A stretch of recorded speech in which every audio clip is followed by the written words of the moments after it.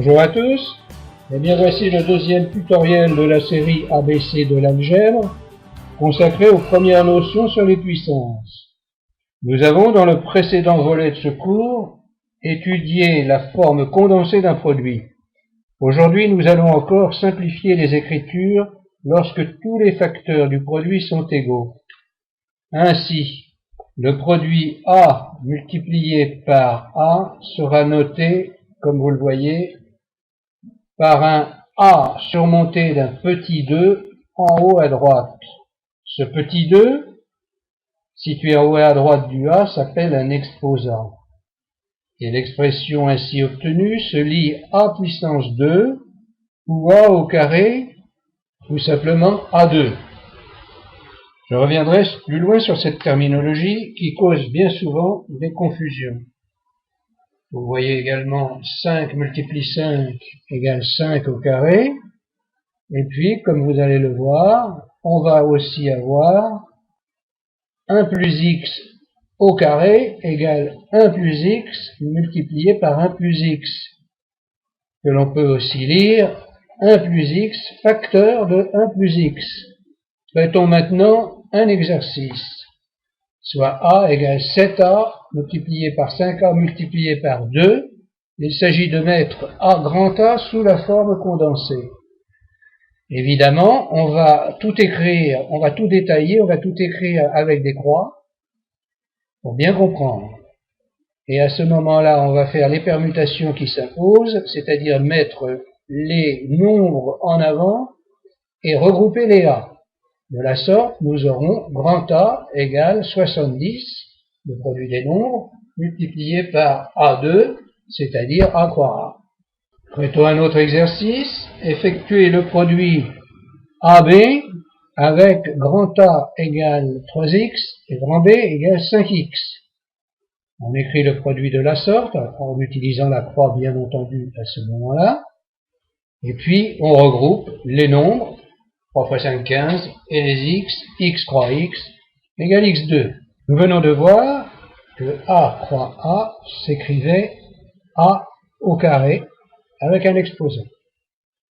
Et bien, de la même façon, A croix A va s'écrire A avec un exposant aussi, mais un exposant 3 correspondant à ces 3 facteurs. De même pour A puissance 4, 4 facteurs A, et bien entendu, de la même façon, 5A puissance 5 lorsqu'il y a 5 facteurs, et ainsi de suite.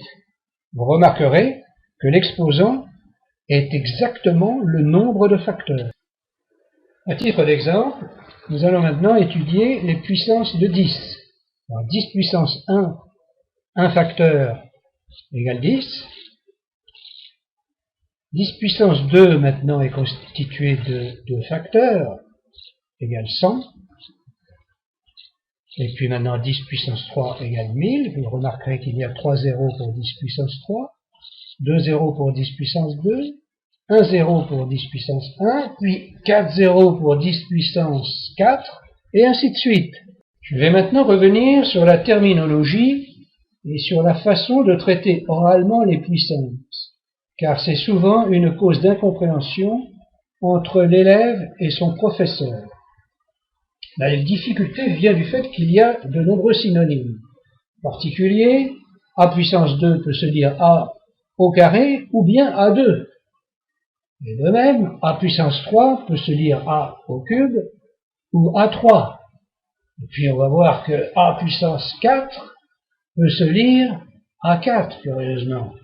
Et de la même façon, A puissance 5 peut se lire A5.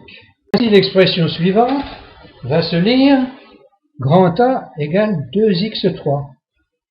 Et de même, quand le professeur va vous dicter soit grand B égale 6A4 plus 10B3A2, il vous faudra écrire ceci. Vous voyez, là je relis, grand B égale 6A4 plus 10B3A2. Traitons maintenant un exercice, A égale 2x3, et il s'agit de calculer x4A. Alors, on remplace évidemment A par sa valeur, et puis on écrit tout au moyen de croix, On permute pour mettre le 2 en avant et compter les x. On trouve alors x4a égale 2x7. Traitons un autre exercice. A égale 5 à 3b et b égale 7 à 2b4. Il s'agit d'écrire sous forme condensée le produit.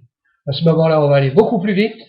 On va regrouper les nombres en avant, regrouper les A, regrouper les B, et on trouve AB égale 35, A5, B5.